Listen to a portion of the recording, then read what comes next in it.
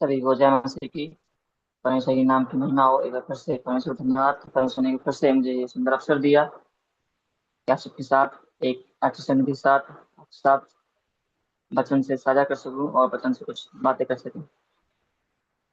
भाई राहुल का भी धन्यवाद कि उन्होंने आज की सेवा को लीड किया और नियंत्रित किया।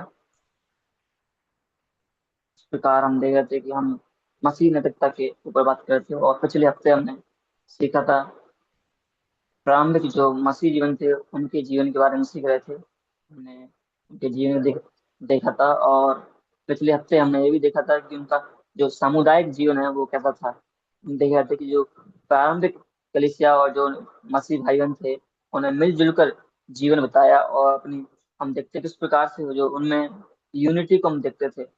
उनमें यूनिटी थी जब भी वे अपनी संपत्ति को साझा करते थे और जरूरतमंदों की जो जरूरत लोग होते थे जिनको जरूरत होती थी किसी चीज की उनमें लोग ही ठीक वो है। सहायता करते थे।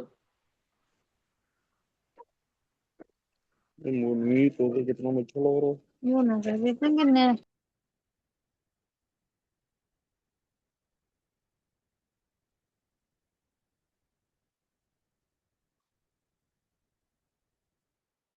और देख रहे थे कि उनमें किस प्रकार से एक साझेदारी और एकता थी वह सब दिखाई देता था। और हमने साथ ही साथ देखा था दो विशेष मुख्य दो बातों पर हमने चर्चा की थी उनका सामुदायिक जीवन और प्रेम और सेवा के विषय में। हम सामुदायिक जीवन हमने देखा था और प्रेम और सेवा उनकी किस प्रकार से उन्होंने जो अपना प्रेम आज और सेवा को प्रकट किया है। उनका प्रेम केवल शब्दों में नहीं था उनके बल्कि अपने प्रेम को कार्यों में प्रकट करते थे। वे गरीबों विधवाओं और अनाथों अनाथों की सेवा करते थे।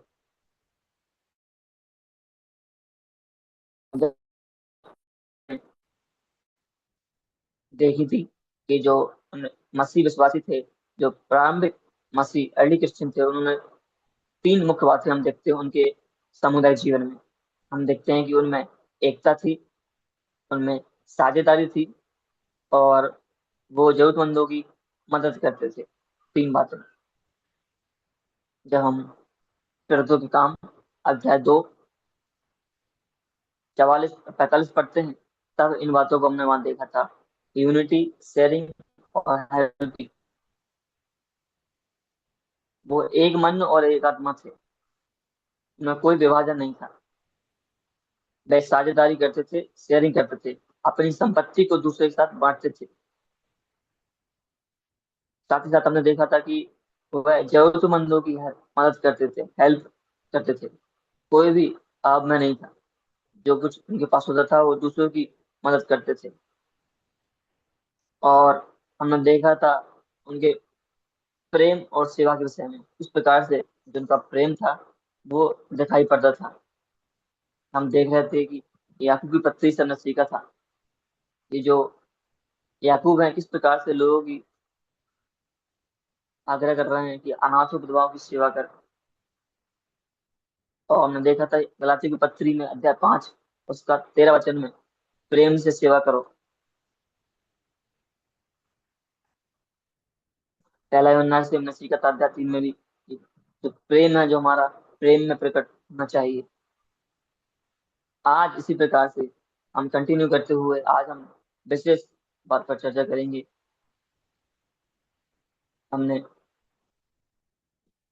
जो प्रारंभिक मसीह भाई बहन थे उनकी हमने सामुदायिक जीवन को देखा और उनकी प्रेम और सेवा को भी देखा। और उन्होंने किस प्रकार से हमने पहले पिछले हफ्ते और भी पहले हफ्तों में हमने देखा था किस प्रकार से उन्होंने प्रेरितों की शिक्षा को अपने जीवन में अपनाया और यीशु मसीह की वो अपना आधार बनाया।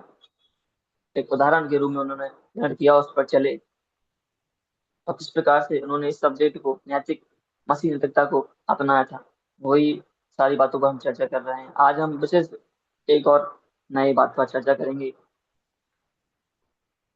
वो है कि लोग थे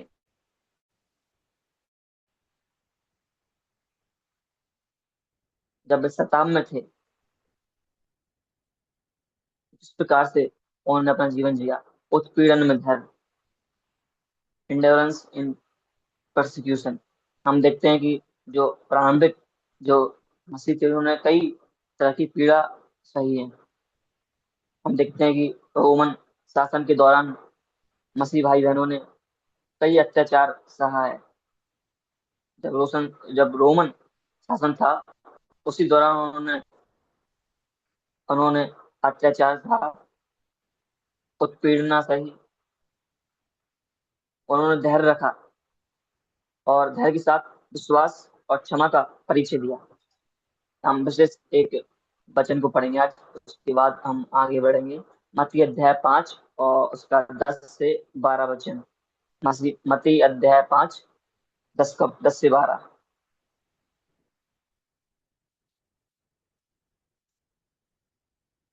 धन्य है वे जो धर्म के कारण सताए जाते हैं, क्योंकि स्वर्ग का राज उन्हीं का है। धन्य हो तुम जब मनुष्य मेरे कारण तुम्हारी निंदा करे और सताए और झूठ बोल बोल कर तुम्हारे विरोध में सब प्रकार की बुरी बात कहे।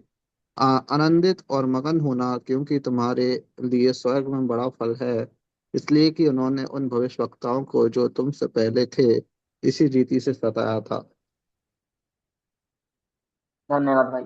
अब हम समझेंगे कि जो प्रारंभिक विश्वासियों का जीवन कैसा था।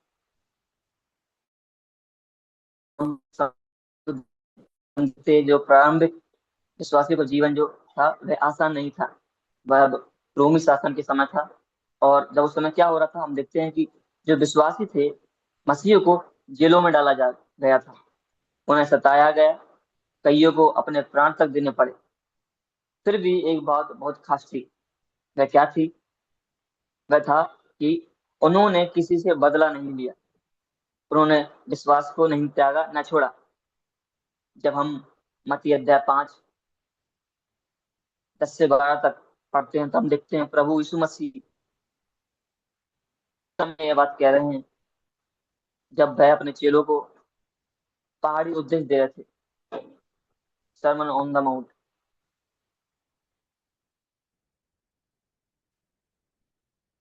पहाड़ी उपदेश के दौरान तो जो महत्वपूर्ण बातें प्रभु ने सिखाई वह थी, धन्य है वे जो धर्म के कारण सताए जाते हैं। इसका मतलब है कि जब हम सही के लिए खड़े होते हैं तो परमेश्वर उन्हें धन्य कहता है।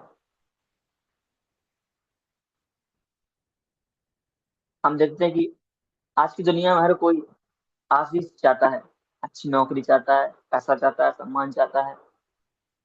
लेकिन प्रभु यीशु मसीह एक अलग बात कहते हैं। ये कहते हैं धन्य है जो धर्म के कारण सताए जाते हैं। यह सुनने में अजीब लगता है कि धर्म के कारण सताए जाते हैं वह लोग धन्य हैं।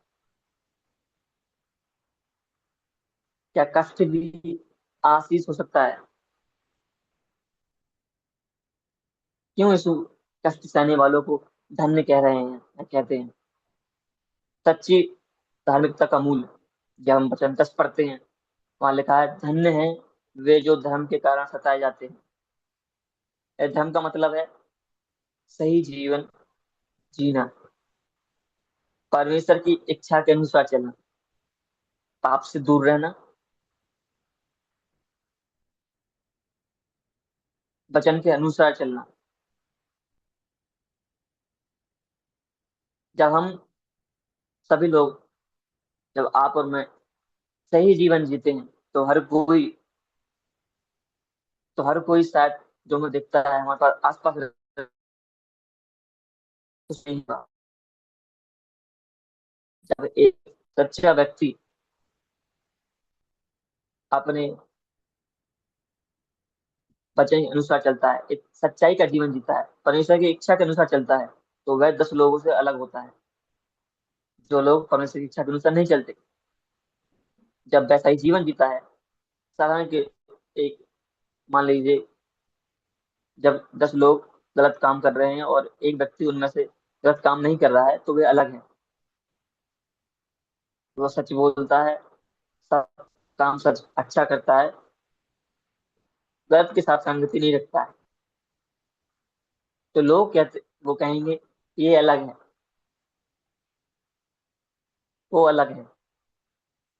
लेकिन प्रभु उस व्यक्ति एक से क्या कहता है, क्या कहता है, तू धन्य है। लोग हो सकता है उसको, उसके विश्वास के कारण, जिसको वो व्यक्ति फॉलो कर रहा है यीशु मसीह को, उसके कारण वह गलत संगति नहीं रखेगा, गलत काम नहीं करेगा। वो विश्वास के कारण, अपने धर्म के कारण सताया जाएगा। हो सकता है लोग उससे मजाक उड़ाएं, विश्वास का, उसके धर्म का, उसके फेथ का, उसको इग्नोर करें उसके जीवन में,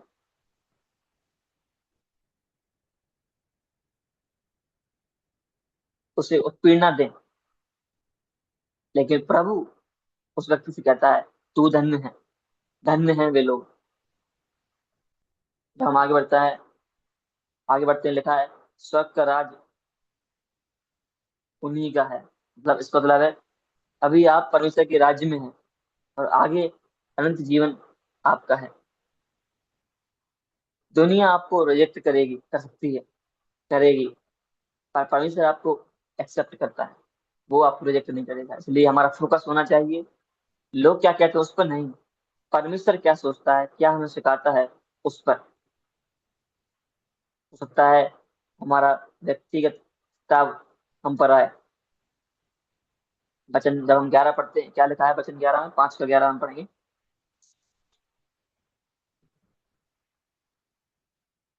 धन्य हो तुम जब मनुष्य मेरे कारण तुम्हारी निंदा करे और सताए और झूठ बोल बोल कर तुम्हारे विरोध में सब प्रकार की बुरी बात करे है।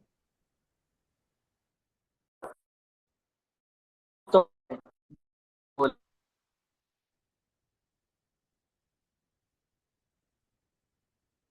लिखा है, जब मनुष्य मेरे कारण। आज के दौर में सताप कैसे दिखता है? हो सकता है हम लोग स्कूल जाते हैं, काम करते हैं, बाहर निकलते हैं। जरूरी नहीं है कि हर जगह सताव, मारा, एक किसी को मारना हो, ऐसा हो।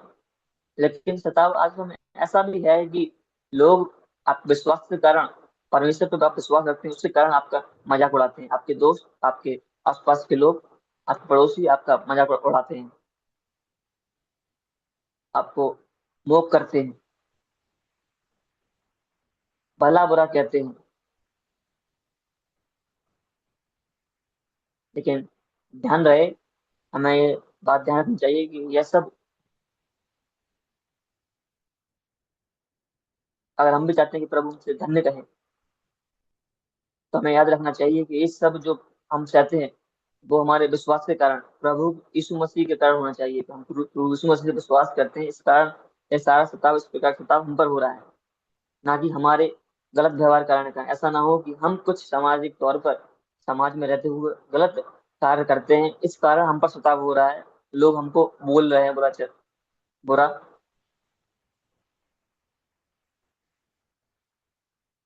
तब प्रभु में धन्य होता है। लेकिन हम प्रभु यीशु मसीह के कारण हम पर सताव होता है, तब प्रभु में धन्य कहता है कि धन्य है।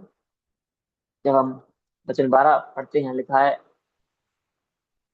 12 में, तब आनंदित और मगन होना। आनंद और मगन होना, ये सबके लिए कठिन बात है। क्योंकि सवाल उठता है, कैसे एक व्यक्ति दुख में, परेशानी में खुश रहे, या मगन हो, या आनंदित हो। आगे लिखा है वचन में, स्वर्ग स्वर्ग में बड़ा प्रतिफल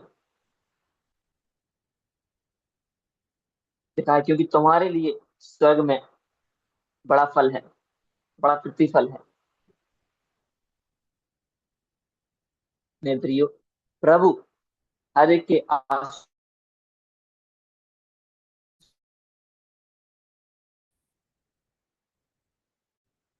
में लोग महान श्रेणी के लोगों में आते हैं। मेरे भाइयों, आप भी उसी रास्ते पर हैं, चलते हैं।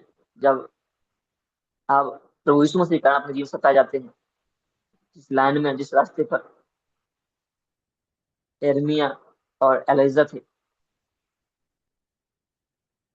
वे भी सताए गए,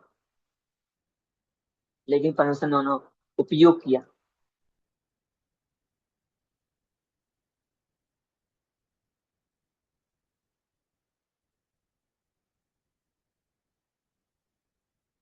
लेकिन इस प्रकार से जो प्रारंभिक जो लोग थे, प्रारंभिक भाई बहन, जो मसीह भाई बहन थे, उन्होंने किस प्रकार से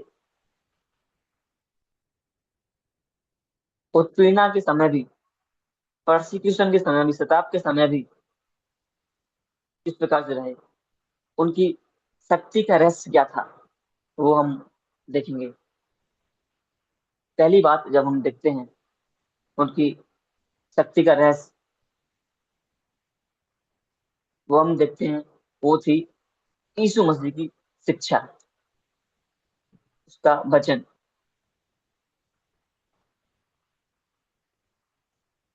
जो प्रारंभिक मसीह भाई बहन थे, उन्होंने यीशु मसीह की शिक्षाओं को अपने जीवन में उतारा, परमेश्वर का वचन क्या कहता है उसको भी उन्होंने अपने जीवन में उतारा, उन पर चले। वही चीज, वही सारी बातें, शिक्षाएं उन सभी भाई बहनों की, प्रारंभिक मसीहों की शक्ति बनी।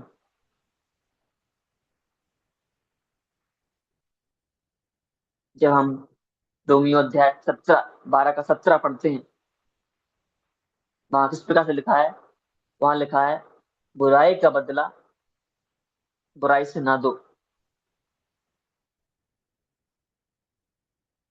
भी जानते थे अगर हम भी दुनिया की तरह व्यवहार करेंगे तो हमने और उनमें क्या फर्क हो।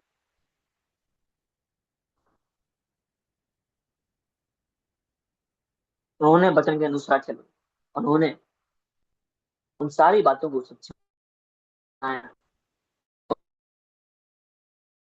प्रभु का, यीशु मसीह का जीवन था, भली बात जानते हैं। इस प्रकार से प्रभु के जीवन में हम धैर्य देखते हैं।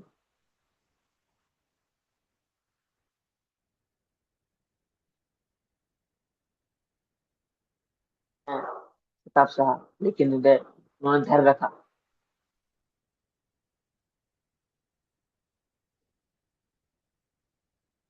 उन्होंने बदला नहीं लिया किसी से,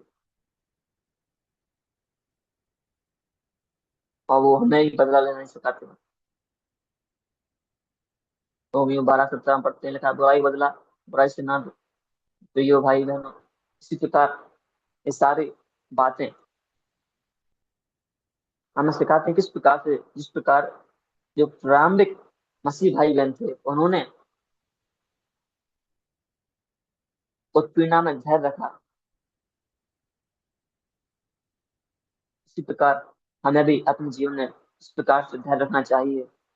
हमें सारी बातें सीखने को मिलती हैं। हम देखते हैं किस प्रकार से उन्होंने धैर्य रखा, पीछे का रहस्य क्या था, हम देखते हैं। उन्होंने प्रभु यीशु मसीह की शिक्षाओं को अपनाया, उन्होंने यीशु मसीह के कैरेक्टर को फॉलो किया, अपने जीवन में उतारा, परमेश्वर के वचन के अनुसार चले। इसी प्रकार जब हम भी परमेश्वर के वचन से सीखते हैं, और हम भी ठान लें, इस प्रकार से रोमी की पत्री 12:17 में लिखा है, बुराई का बदला बुराई से ना दो, तो हम भी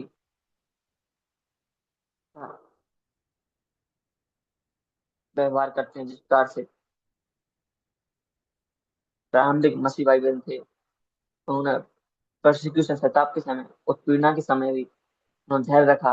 उन्होंने बुराई का बदला बुराई से नहीं दिया, लेकिन धैर्य रखा। तब में उन्हें जेलों में डाला गया,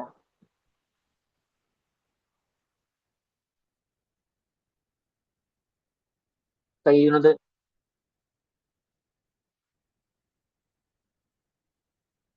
की गवाही और सारे वचन हमें मदद करते हैं किस प्रकार से हमें एक जीवन जीना चाहिए।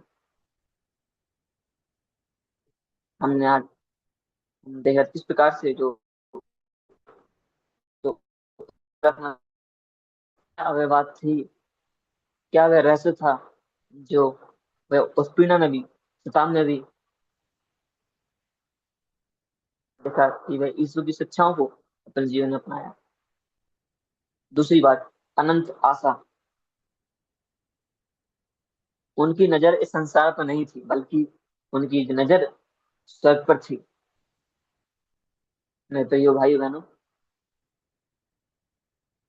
वे जानते थे कि यह दुख जो है वह थोड़े समय का है, ताप है थोड़े समय का है, लेकिन प्रतिफल फल अनंत है।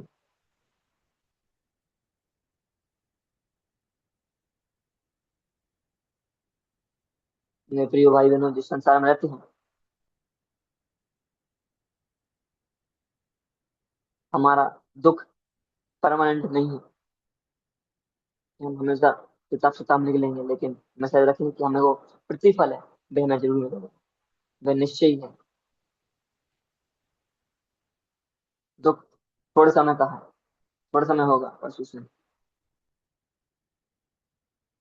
उन्होंने वे जानते थे, उन्होंने अपनी नजर इस संसार के दुखों पर नहीं बल्कि स्वर्ग पर थी। उन्होंने अपनी आशा, अपनी नजरें स्वर्ग पर लगाई।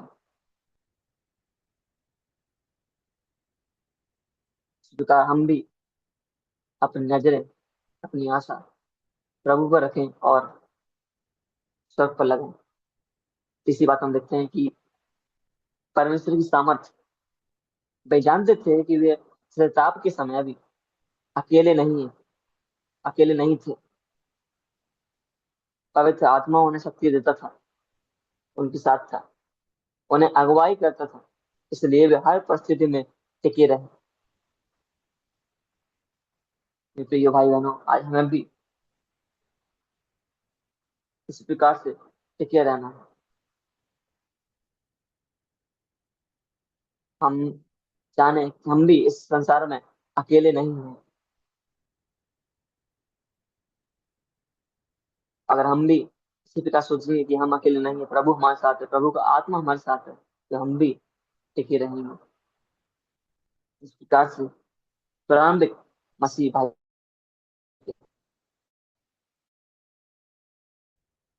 आज के लिए जब हम स्कूल में या कॉलेज में पढ़ते हैं या कई अलग जगह पढ़ते हैं,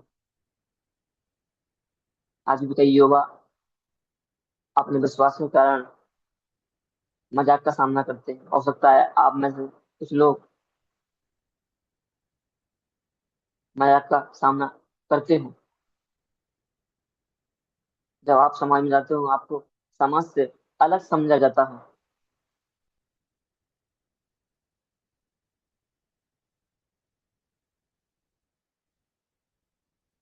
उस समय आप क्या करें? हो सकता है आप गुस्सा है, लेकिन हमें गुस्सा नहीं करना है, बदला नहीं, बल्कि हमें प्रारंभिक मसीह भाई बहनों की तरह, प्रारंभिक विश्वासियों की तरह प्रेम और धैर्य को दिखाना है।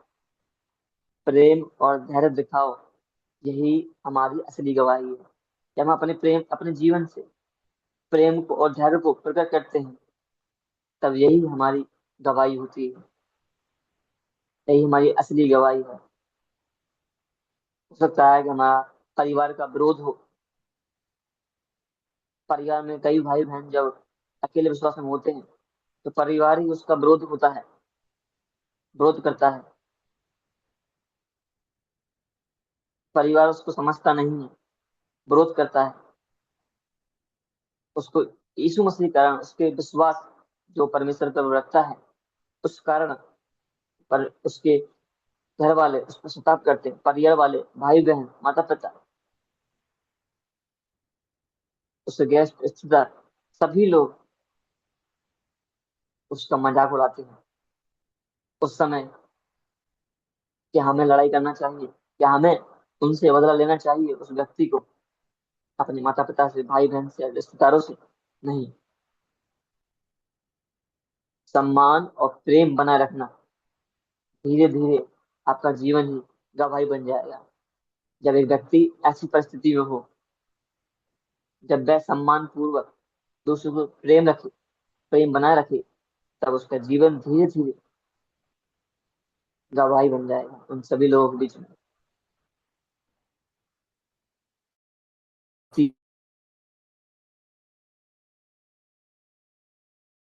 बाहर कहीं कंपनी में काम करता है या कहीं और जगह रहता है, हो सकता है उसके साथ अन्याय हो, उसको भी उसके विश्वास के कारण अलग समझा जाता हो, अलग समझा जाए, आपको अनदेखा किया जाए,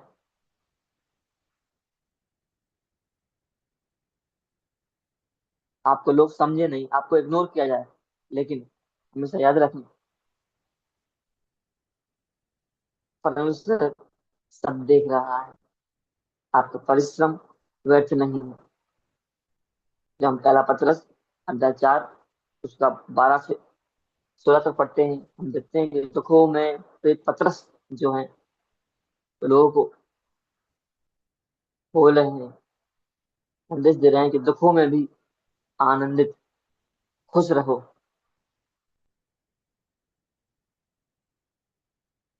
धैर्य हमारी कमजोरी नहीं है, धैर्य हमारी ताकत है। हम बदला नहीं, प्रेम प्रकट करना है, हर परिस्थिति में विश्वास बनाए रखना। इस प्रकार से हर एक मसीह भाई बहन जो प्रारंभिक मसीह थे, अर्ली क्रिश्चियन थे, उन्होंने बनाए रखा।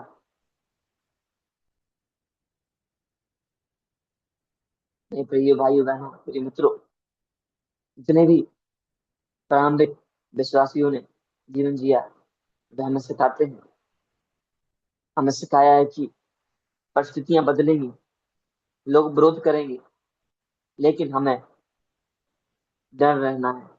जब हम धैर्य रखते हैं तो हमारा जीवन दूसरों के लिए गवाही बन जाता है, दूसरों के लिए प्रकाश बन जाता है, एक एग्जाम्पल बन जाता है।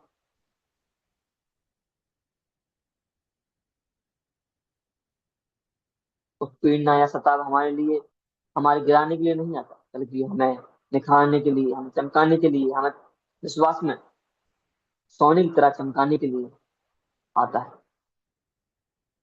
आज हमें जरूरत है कि हम प्रभु से प्रार्थना करें, प्रभु हमें शक्ति दे कि हम कठिनाइयों में भी, परेशानियों में, काम में धैर्य रखें, बुराई का बदला बुराई से ना दें। हमारा जीवन आपके प्रेम से, और हम जीवन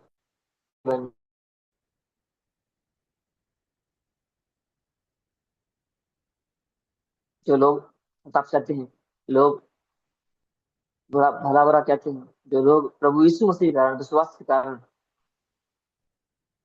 जो विश्वास यीशु मसीह पर रखते हैं, लोग सताते हैं, सताए जाते हैं, प्रभु से कहता है धन्य है वे लोग।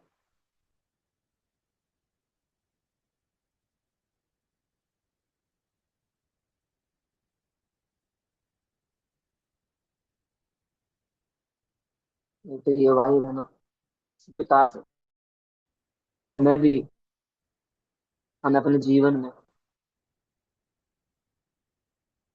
इस प्रकार से प्रारंभिक मसीह भाई बहन रहे हैं, अपने उत्पीड़न वाले समय में इस प्रकार से उन्होंने किताब के समय में धैर्य रखा है, उसी प्रकार से उनका जीवन आज हमें प्रेरित करता है कि हम भी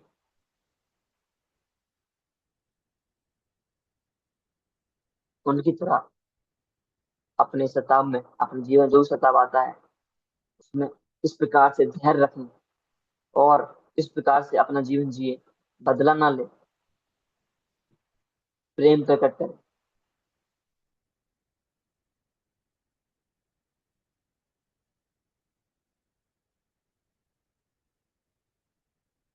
तो हम विशेष हम देखते हैं किस प्रकार से, हम पहले पतरस की पत्री को हम पढ़ते हैं,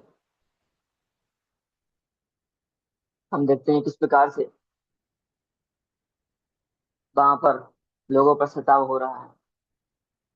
हम आज भी ऐसे समय में जी रहे हैं जहाँ विश्वास के कारण सताव हो रहा है, लोगों का मजाक उड़ाया जाता है, मसीह भाई बहन का जो यीशु मसीह पर विश्वास रखते हैं उन पर मजाक बनाया जाता है, उनका मजाक उड़ाया जाता है, ठट्टों में उड़ाया जाता है, अलग समझा जाता है, उनको रिजेक्ट किया जाता है।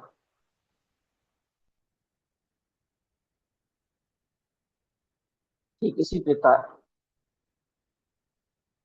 मेरे प्रिय भाई बहनों, यही परिस्थितियां भी, ऐसी परिस्थितियां भी शुरुआती कलीसियाओं के लिए भी थी, प्रारंभिक मसीह भाई बहनों के लिए भी थी। उनके साथ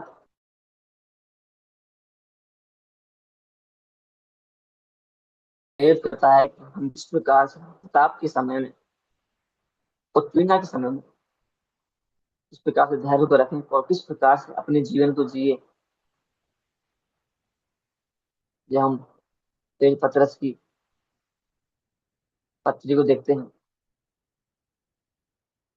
इस प्रकार से अपनी पत्री में लिखते हैं ताकि विश्वासियों को हिम्मत मिले। जब हम पहला पतरस की पत्री देखते हैं, वह लोगों को लिख रहे हैं कि जो विश्वासी लोग हैं, विश्वास के लिए सताए गए हैं, उनको हिम्मत मिले। यह पत्री उन सभी विश्वासियों के लिए लिखी गई जो शताब्द से जूझ रही थी, जो अपने विश्वास के कारण दुख और शताब्द का सामना कर रहे थे। तो सभी लोग जो उस समय दुख के साथ शताब्द का सामना कर रहे थे, ये पत्री शताब्द के समय में उत्साहित करने के साथ साथ पतरस यह भी आग्रह करते हैं कि इस प्रकार से उनका जीवन हो, इस प्रकार से वह जीवन जिए। ये हम पहला पतरस अध्याय 1 और 6 और वचन 7 को पढ़ते हैं। पहला पतरस 1 का 6 और 7। मान देखते हैं, सताव विश्वास की परीक्षा है, सजा नहीं। कोई भाई बहन पढ़ते पहला पतरस 1 का 6 और 7। इस कारण तुम मगन होते हो, यद्यपि अवश्य है कि अब कुछ दिन तक नाना प्रकार की परीक्षाओं के कारण दुख में हो। और यह इसलिए है कि तुम्हारा परखा हुआ विश्वास, जो आग से ताए हुए नासवान सोने से भी कहीं अधिक बहुमूल्य है, यीशु मसीह के प्रकट होने पर प्रशंसा, महिमा और आदर का कारण ठहरे। प्रभु के नाम में महिमा हो। धन्यवाद। सताव विश्वास की परीक्षा है, सजा नहीं। जब हम पहला पतरस अध्याय 1 6 और 7 पढ़ते हैं, लिखा है, तुम थोड़े समय के लिए नाना प्रकार की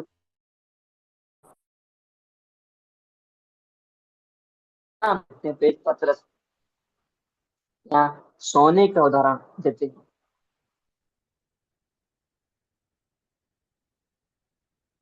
सोना आग से तपता है ताकि वे शुद्ध बने। इसी प्रकार से जो पतरस है बता रहे हैं कि उसी तरह हमारा विश्वास भी परीक्षाओं से गुजरता है। इस आपका मतलब ये नहीं है कि परमेश्वर हमें छोड़ चुका है या छोड़ देता है, बल्कि इसका मतलब यह है कि परमेश्वर हमें और मजबूत बना रहा है। जैसे एक छात्र की परीक्षा होती है, इसी प्रकार परीक्षा उसे गिराने के लिए नहीं, बल्कि आगे बढ़ने के लिए होती है। इसी प्रकार से हमारा जीवन भी है।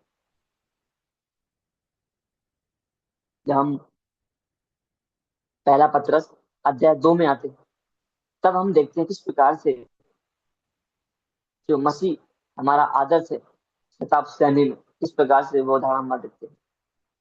पहला पतरस अध्याय 2 21 से 23 तक हम पढ़ेंगे। और तुम इसी के लिए बुलाए भी गए हो, क्योंकि मसीह भी तुम्हारे लिए दुख उठाकर तुम्हें एक आदर्श दे गया है कि तुम भी उसके चिन्ह पर चलो। ना तो उसने पाप किया और ना उसके मुंह से छल की कोई बात निकलती। वह गाली सुनकर गाली नहीं देता और दुख उठाकर किसी को भी धमकी नहीं देता और अ, देता, पर अपने आप को सच्चे न्याय के हाथ में सौंपता था। धन्यवाद भाई।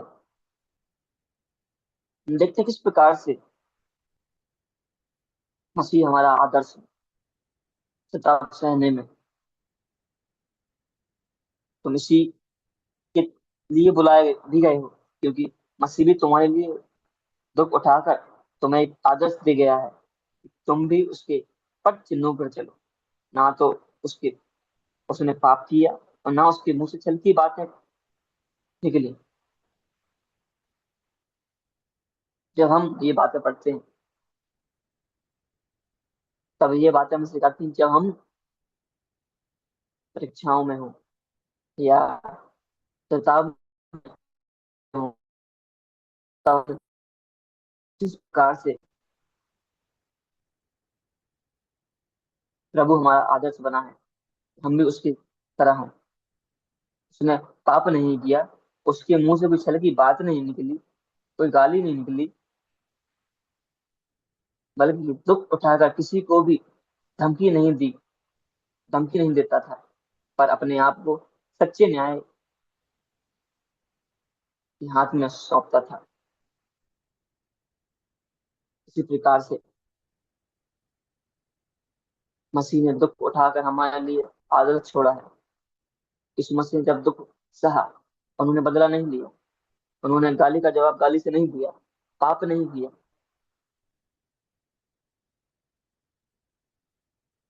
होता है कई बार हम कहते हो मैं ये सारी सजा क्यों सहूं, लेकिन पतरस कहते हैं क्योंकि मसीह ने भी सहा।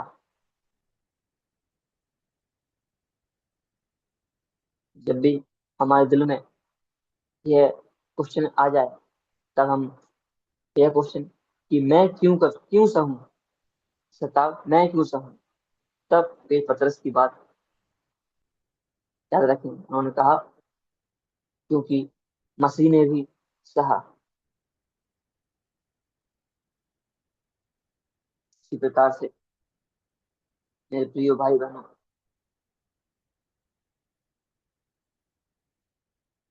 हमारे प्रभु ने सताव सहा, उन्होंने बदला नहीं लिया,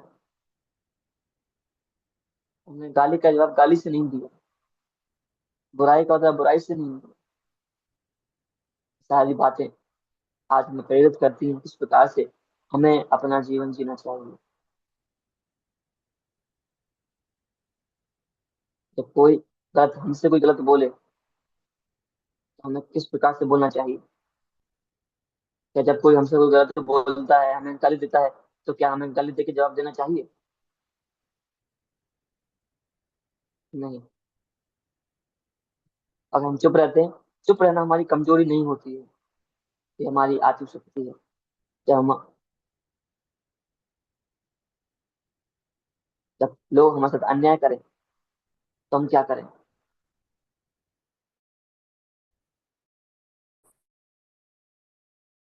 चाहिए विश्वास के साथ परमेश्वर पर छोड़ना चाहिए,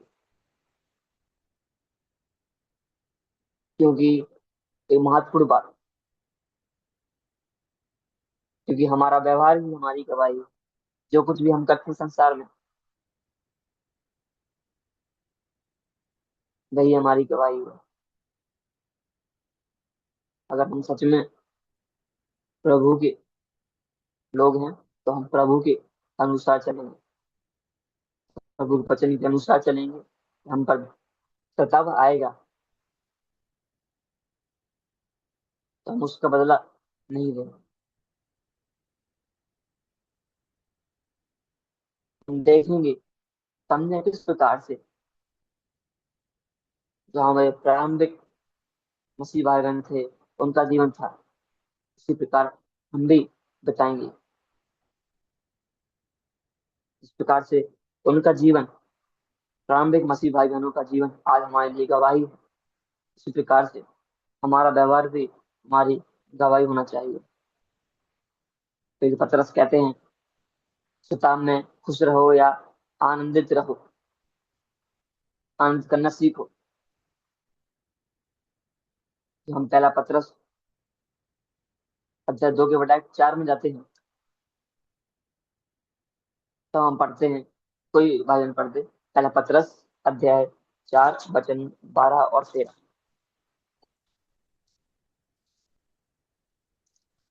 हे प्रियो, जो दुख रूपी अग्नि तुम्हारे परखने के लिए तुम में भड़की है, इससे यह समझकर अचंभा ना करो कि कोई अनोखी बात तुम पर बीत रही है, पर जैसे जैसे मसीह के दुखों में सहभागी होते हैं आनंद करो, जिससे उसकी महिमा के प्रकट होते समय भी तुम आनंदित और मगन हो। धन्यवाद भाई, प्रभु आशीष करे। पहला पतरस अध्याय 4 वचन 12 और 13। इस अग्नि की परीक्षा को अजीब मत समझो, हे प्रियो, दुख रूपी अग्नि तुम्हारे परखने के लिए तुम में भड़की है। इससे यह समझकर अचंभा ना करो, कोई भी, पर जैसे जैसे मसीह के दुखों में सहभागी होते हो आनंद करो, जिससे उसकी महिमा के प्रकट होते समय भी तुम आनंदित और मगन हो। पतरस कहते हैं कि अग्नि की परीक्षा को अजीब मत समझो, लेकिन या परंतु आनंद करो। यह सबसे कठिन बात हो सकती है कि दुख में खुश कैसे रहें। पेद पतरस पेद पतरस जब हम सताव सहते हैं, कहते हैं, तो हम भी मसीह के और करीब आते हैं। जब हम सताव सहते हैं तो हम मसीह के और करीब आते हैं। इसलिए हमें खुश होना है। गहराई की बात यहाँ पर यह है कि यह खुशी परिस्थिति की नहीं, पहचान की है। हम मसीह के हैं इसलिए सहते हैं।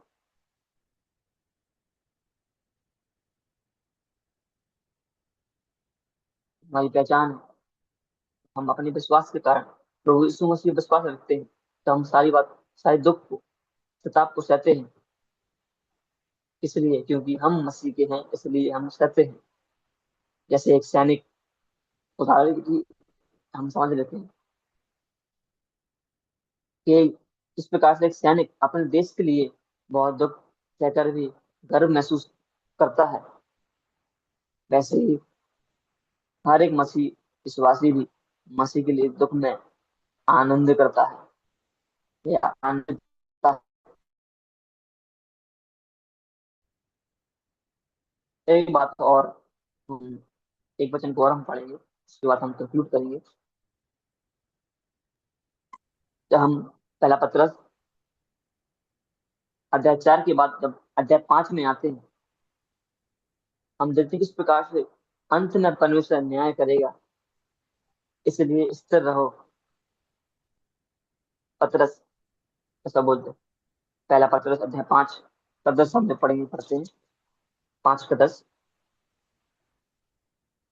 अब परमेश्वर जो सारे अनुग्रह का दाता है, जिसने तुम्हें मसीह में अपनी अनंत महिमा के लिए बुलाया, तुम्हारे थोड़ी देर तक दुख उठाने के बाद आप ही तुम्हें सिद्ध और स्थिर और बलवंत करेगा।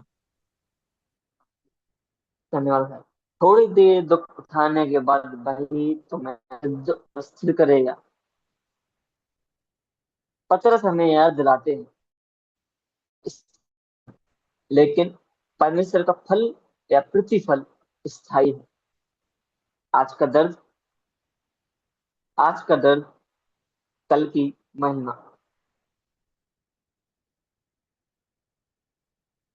कितनी अच्छी बात परमेश्वर के दास पतरस हमें याद दिला रहे हैं। दुख स्थायी नहीं है मेरे भाइयों, लेकिन परमेश्वर का प्रतिफल स्थायी है। जब हम आज इस संसार में दुख उठाते हैं तो कल की महिमा होगी, तो हम कल परमेश्वर को महिमा देंगे। हमें याद रखना चाहिए प्रभु हमारे साथ है। हम विश्वास में कमजोर नहीं होना चाहिए। प्रभु जब हम संसार से ताप सहते हैं, प्रभु हमें अकेला नहीं छोड़ता, लेकिन हमें विश्वास में दृढ़ रहना चाहिए। परमेश्वर परमेश्वर अंत में सब ठीक करेगा। शताब हमारी परीक्षा हो सकती है, सजा नहीं। यीशु मसीह हमारा आदर्श है, सुख में भी आनंद संभव है। परमेश्वर अंत में हमें स्थिर और मजबूत करेगा। जब मेरे प्रिय भाई बहनों आप संसार में इस कठिनाई का शताब का सामना करें तो याद रखें कि आप आपकी परमेश्वर का दुख बीत जाएगा, आपका प्रतिफल मिलेगा। आपका विश्वास और मजबूत होना चाहिए। आज जिस प्रकार से हमने देखा, इस प्रकार से जो प्रारंभिक मसीह भाई बहन थे उन्होंने किस प्रकार से अपने शताब्दी के जीवन में उत्पीड़न के समय में धैर्य को रखा और किस प्रकार से उन्होंने शताब्दी के समय में अपना जीवन जिया। और हमने उस वचन के अनुसार उस बातों को समझा किस प्रकार से हम अपना जीवन जीना चाहिए ताकि हम परमेश्वर को महिमा दे सकें। इस प्रकार से जो हमें प्रारंभिक मसीह भाई बहन के जीवन है, उनकी गवाही है, किस प्रकार से हमें प्रेरित करते हैं कि उनके समान हम इस संसार में एक अच्छा जीवन जिए और परमेश्वर को महिमा दे सके। परमेश्वर के बड़े नाम की महिमा हो। प्रभु हम सबको आशीष करे, सहायता करे कि हम भी प्रारंभिक मसीह भाई बहनों की तरह एक अच्छा मसीह जीवन शताब्दी समय में धैर्य पूर्वक बता सकें और परमेश्वर को महिमा दे सके और अंत तक टिके रहें। परमेश्वर के नाम की महिमा हो।